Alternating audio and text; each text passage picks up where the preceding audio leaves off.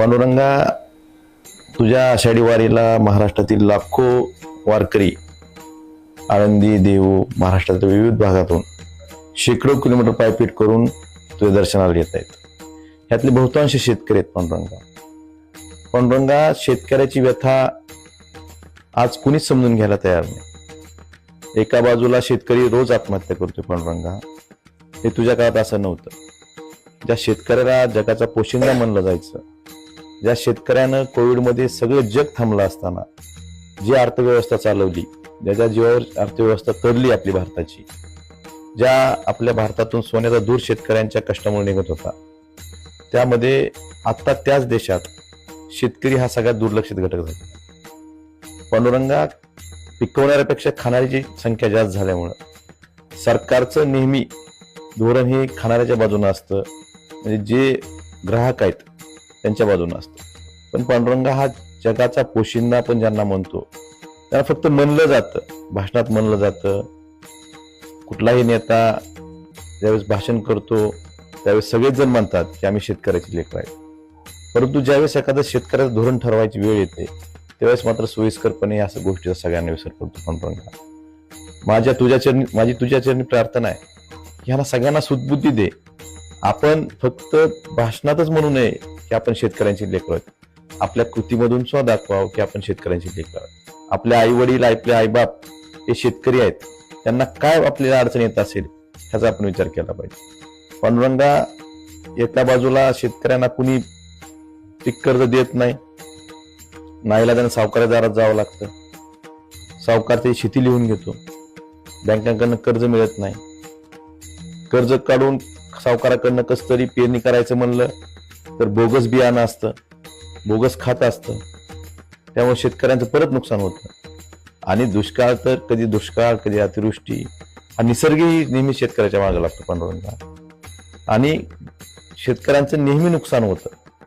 अशा वेळेस सरकार म्हणून जी घोषणा होते त्याची अंमलबजावणी पांडुरंगा होत नाही.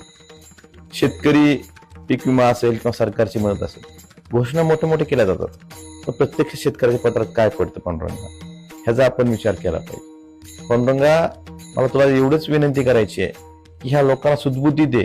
फक्त जगाचा पोशिंदा आमचे शेतकरी आईबाप आहेत हे म्हणण्यापेक्षा त्या शेतकऱ्याला कसा न्याय देता येईल हे सरकारच्या माध्यमातून होऊ दे. पांडुरंगा, शेतकऱ्याने अहोरात्र कष्ट करायचं, शेतात पाणी असलं तर लाईट नसते, अशी मोटर चालू केली की लाईट जाते. लोड शेडिंग असते, रात्री बेरात्री शेतकऱ्यांना शेतात पाणी द्यावं लागतं. लोड शेडिंग आहे, लाईट नसते, त्यात कसं तर पीक आणलं तर त्या मालाला भाव मिळत नाही. पण एका बाजूला आपल्या देशानं ट्रेड डील सारखा एक शेतकऱ्यांचा विरोधी निर्णय घेतलेला आहे. हे असं असताना आपला शेतकरी तरणार कसं? पांडुरंगा, कुठल्या तरी मोठ्या राष्ट्राच्या दबावाखाली येऊन जर आपला देश काम करत असेल तर हा जगाचा पोशिंदा आपण ज्यांना म्हणतो, ज्या भारताची अर्थव्यवस्था ज्या शेतकऱ्यावर चालते, हा शेतकरी कसा करणार? पांडुरंगा, हा मला प्रश्न पडलेला आहे. पांडुरंगा, मला तुला विनंती करायची आहे की ह्या शेतकऱ्यांसाठी इडापिडा टळू दे, बळीचं राज्य येऊ दे, हीच तुझ्या चरणी प्रार्थना आहे. पांडुरंगा, तरुण, या देशात अशी कुठली परीक्षा नाही की त्याचा पेपर फुटला नाही. पांडुरंगा, हे कलियुग आहे, मान्य आहे, पण एवढंही वाईट कलियुग असू नये. तिथं लोकांचा आवाज ऐकला जावा. तिथं शेकडो हुतात्म्यांनी आपला स्वतःचा जीव देऊन स्वातंत्र्य मिळवलेलं आहे, लोकशाही आणलेली आहे. पण ही लोकशाही आज आहे का? हाही प्रश्न सर्वसामान्यांना पडतो. सर्वसामान्याचा आवाज ऐकला जातोय का? हा देश सर्वसामान्याचा आहे का भांडवलदारांचा आहे? हा देश कोण चालवतंय? हाही प्रश्न सगळ्यांपुढे पडलेला पांडुरंगा.